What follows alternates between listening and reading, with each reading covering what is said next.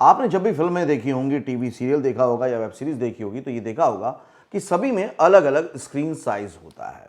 ये जो अलग अलग स्क्रीन साइज होता है इसको कहते हैं टेक्निकल लैंग्वेज में एस्पेक्ट रेशियो। ये एस्पेक्ट रेशियो क्यों होता है, इसके पीछे की साइंस क्या है, साइकोलॉजी क्या है, ये हर एक्टर को, राइटर को, डायरेक्टर को, फिल्म मेकर को, सबको पता होनी चाहिए। और यही बताने वाला हूं आज के फिल्मी फंडे में। हेलो फ्रेंड्स, वेलकम टू फिल्मी फंडे, join films academy, the practical film school. और मैं हूं आपका अपना वीरेंद्र राठौर और आप देख रहे हैं बॉलीवुड का Google, join films YouTube channel. Aspect ratio, इसके बारे में बहुत सारी किताबों में नहीं है, बहुत सारे वीडियोस में नहीं है, और जो कहीं भी नहीं होता वो होता है बॉलीवुड के Google, join films YouTube channel में। इस टेक्निकल नॉलेज के बाद आपकी समझ का लेवल, आपकी जानकारी का लेवल और आपके खुद के कॉन्फिडेंस का लेवल बहुत बढ़ जाएगा। इसलिए इसको आखिर तक देखिएगा। देखिए, अगर आप एक्टर हैं और एस्पेक्ट रेशियो को समझते हैं तो आप जब भी टेक्निकली किसी डायरेक्टर से, फिल्म मेकर से, डीओपी से बात करेंगे तो आप सोचिए कि आपका प्रभाव कितना पड़ेगा।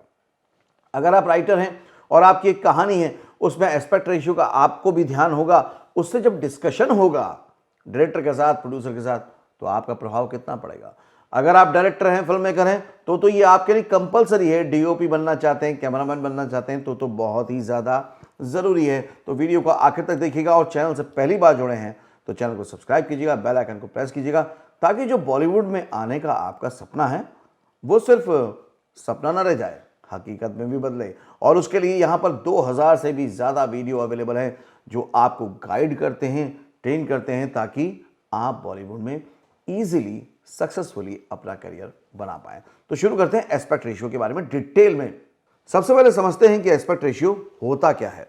एस्पेक्ट रेशियो स्क्रीन की विड्थ और हाइट को डिस्क्राइब करता है, यानी कि विड्थ पिक्सल और हाइट पिक्सल के रेशियो को एस्पेक्ट रेशियो बोलते हैं। जैसे मान लीजिए 1.33 1 एस्पेक्ट रेशियो है तो 1.33 इसकी विड्थ रेशियो है और 1 हाइट है। इसे सिंपली 4:3 भी लिखते हैं। हमारे एचडी टीवी स्क्रीन का रेशियो भी यही होता है, इसलिए ज़्यादातर टीवी प्रोग्राम इसी रेशियो में शूट किए जाते हैं। हो सकता है कई लोगों को ये बात पूरी तरह समझ में नहीं आई हो, तो इसके लिए पहले आपको पिक्सल और रेजोल्यूशन को भी समझना ज़रूरी है। उसके बाद हम एस्पेक्ट रेशियो को डिटेल में एक्सप्लेन करेंगे। पिक्सल किसी भी डिजिटल इमेज या डिस्प्ले का स्मॉलेस्ट पोर्शन होता है। जिस इमेज में जितनी ज़्यादा पिक्सल होती हैं उस इमेज की क्वालिटी उतनी ही अच्छी होती है, और जब पिक्सल ज़्यादा होती हैं तो रिजोल्यूशन भी ज़्यादा होता है। Resolution, monitor, display, printer, digital image की क्वालिटी को मापने के लिए रिजोल्यूशन का इस्तेमाल होता है, और रिजोल्यूशन की मदद से किसी इमेज या वीडियो की शार्पनेस और क्लैरिटी को मापा जाता है। कोई डिवाइस हॉरिजॉन्टल और वर्टिकल कितने पिक्सल दिखा सकती है, ये उस डिवाइस का रिजोल्यूशन कहलाता है। और device resolution mobile screen, television screen, computer monitor screen के लिए भी इस्तेमाल किया जाता है। एग्जाम्पल के लिए एचडी टीवी का रिजोल्यूशन 1920x1080 होता है, यानी कि 1920 हॉरिजॉन्टल पिक्सल्स और 1080 वर्टिकल पिक्सल होते हैं। इसे शॉर्ट में फुल एचडी या 1080p भी कहा जाता है। इसके अलावा 720p, 1080p, 2160p या 4K रिजोल्यूशन होता है। 2160p को 4K इसलिए बोला जाता है क्योंकि इसका बिट पिक्सल की संख्या 4000 के करीब है।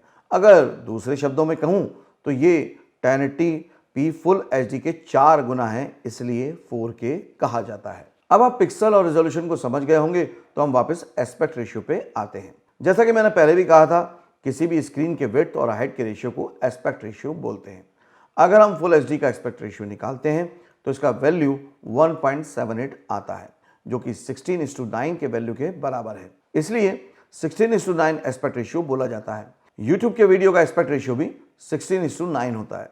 आजकल इंडस्ट्री में बहुत अलग अलग तरह के एस्पेक्ट रेशियो यूज किए जाते हैं, तो उन्हें भी समझ लेते हैं। 4:3 या 1.33:1। 1950 तक यह एस्पेक्ट रेशियो फिल्मों में बहुत ज्यादा यूज किया जाता था। इसे एकेडमी रेशियो भी कहा जाता है, लेकिन 50s के बाद फिल्मों में और भी ज्यादा वाइड एस्पेक्ट रेशियो यूज किया जाने लगा। लेकिन टीवी में यही एस्पेक्ट रेशियो चलता रहा, क्योंकि ज्यादातर टीवी मैन्युफैक्चर कंपनियां इसी रेशियो में अपनी टीवी चीजें बनाती थी। इसे स्टैंडर्ड और एचडी टीवी रेशियो भी कहा जाता है। आप इंडिया में ज्यादातर जो भी टीवी शो देखते हैं वह इसी रेशियो में शूट किए जाते हैं, लेकिन आजकल एचडी टीवी आने से 16:9 के रेशियो में भी शूट किए जाने लगे हैं। 16:9 आजकल एचडी मोबाइल और कंप्यूटर मॉनिटर में यही एस्पेक्ट रेशियो होता है, इसलिए आजकल टीवी शो, वेब सीरीज सभी इसी रेशियो में शूट की जाती हैं, क्योंकि इन्हें लोग मोबाइल या टीवी स्क्रीन पर ही देखते हैं। इसके साथ ही इसका रेशियो 4:3 से भी ज़्यादा वाइड होता है, इसलिए सिनेमेटिक लुक भी आता है। 1.85:1 मॉडर्न सिनेमा के दो एस्पेक्ट रेशियो सबसे ज़्यादा यूज़ किए जाते हैं, उनमें से एक है 1.85:1। ये नॉर्मल वाइड स्क्रीन फॉर्मेट है। ये 16:9 से थोड़ा ज़्यादा वाइड होता है, इसलिए जब आप टीवी, कंप्यूटर या मोबाइल स्क्रीन पर इस रेशियो की फिल्में देखते हैं तो स्क्रीन के ऊपर नीचे पतली सी ब्लैक बार नजर आती है। आपको कब और क्यों, किस रेशियो में फिल्म शूट करना चाहिए, उसके बारे में हम वीडियो के एंड में बात करेंगे। 2.35:1 इसे सिनेमास्कोप भी कहते हैं। ज़्यादातर फिल्में इसी रेशियो में शूट की जाती हैं। ये 1.85:1 से ज़्यादा वाइड होता है, इसलिए शूट की गई फुटेज सिनेमेटिक लगती है। इसमें भी स्क्रीन के ऊपर नीचे ब्लैक बार नजर आता है। लैंडस्केप और नॉर्मल लाइफ की सीन के लिए यह रेशियो बेस्ट माना जाता है। ज़्यादातर इंडियन फिल्में भी इसी रेशियो में शूट होती हैं। 2.39:1 इसे एनामॉर्फिक वाइड स्क्रीन फॉर्मेट कहते हैं। 2.35 के बाद ज़्यादातर अमेरिकन फिल्में इसी रेशियो में शूट की जाती हैं। यह अमेरिका का स्टैंडर्ड थिएट्रिकल रेशियो माना जाता है। 1.66:1 इस एस्पेक्ट रेशियो पर यूरोपियन थिएट्रिकल फिल्में शूट होती हैं। 2.76:1 इसे 70 mm स्क्रीन साइज के नाम से भी जाना जाता है। 50s के टाइम में ये बहुत पॉपुलर होना शुरू हुआ था। शोले फिल्म को 70 mm के प्रिंट पर रिलीज किया गया था। फिल्म के प्रचार में इस बात का खूब जिक्र किया गया था कि 70 mm के बड़े पर्दे पर फिल्म देखिए। दरअसल सिनेमास्कोप रेशियो की तुलना में 70 mm रेशियो बड़ा होता है। आजकल के IMAX से हम इसकी तुलना कर सकते हैं। अब आप लगभग सभी एस्पेक्ट रेशियो के बारे में तो जान ही गए, लेकिन आप सोच रहे होंगे कि हम किस रेशियो में हमारी फिल्म या वेब सीरीज शूट करें। तो सबसे पहले बात करते हैं वेब सीरीज की। वेब सीरीज बनाई जाती है स्मॉल स्क्रीन के लिए, यानी टीवी, मोबाइल, कंप्यूटर पर देखने के लिए। तो वैसे सामान्य तौर पर उसका एस्पेक्ट रेशियो 16:9 होता है, लेकिन अलग अलग OTT प्लेटफॉर्म के कंटेंट के हिसाब से उनकी डिमांड भी कुछ अलग होती है, लेकिन सामान्य तौर पर 16:9 ही होता है। अब बात करते हैं फिल्मों की। तो जैसा कि मैंने पहले भी आपको बताया था कि ज़्यादातर इंडियन फिल्में 2.35:1 के रेशियो में शूट होती हैं, तो सिनेमैटिक लुक के हिसाब से आपको इसी रेशियो में शूट करना चाहिए। लेकिन सिनेमा एक क्रिएटिव फील्ड है, तो आप चीज़ों को अपने हिसाब से बदल भी सकते हैं।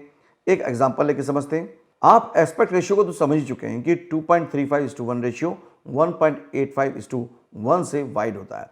अब मान लीजिए आप ऐसी कोई फिल्म शूट कर रहे हैं जिसमें लैंडस्केप है, या कोई वार फिल्म है जिसमें मैदान में बहुत भीड़ दिखाना है, तो कौन से रेशियो में शूट करना सही होगा? उसी रेशियो में ना जिसमें स्क्रीन वाइड हो, तभी ज़्यादा लैंडस्केप कैरेक्टर स्क्रीन पर दिखा पाएंगे। यानी कि इस तरह की फिल्मों के लिए 2.35:1 या उससे वाइड रेशियो बेस्ट रहेगा। अब वहीं दूसरी फिल्म का उदाहरण लेते हैं, जिसमें अगर आपको डायनासोर दिखाने हैं या बड़ी बड़ी बिल्डिंग्स दिखाना है, तो जाहिर सी बात है कैरेक्टर्स बड़े हैं तो स्क्रीन भी बड़ी दिखनी चाहिए, यानी हॉरिजॉन्टल स्क्रीन बड़ी होनी चाहिए ताकि बड़े कैरेक्टर्स आसानी से दिखाए जा सकें।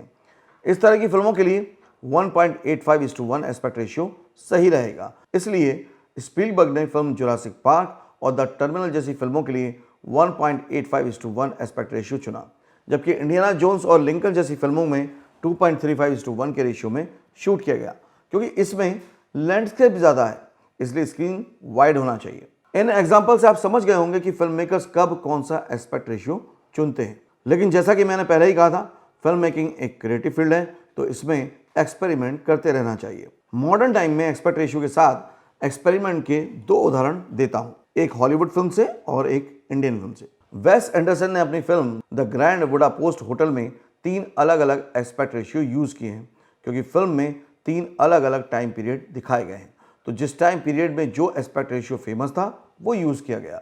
अब बात करते हैं एक इंडियन फिल्म की। रीजनल फिल्म है जिसके बारे में शायद कम ही लोगों ने सुना होगा।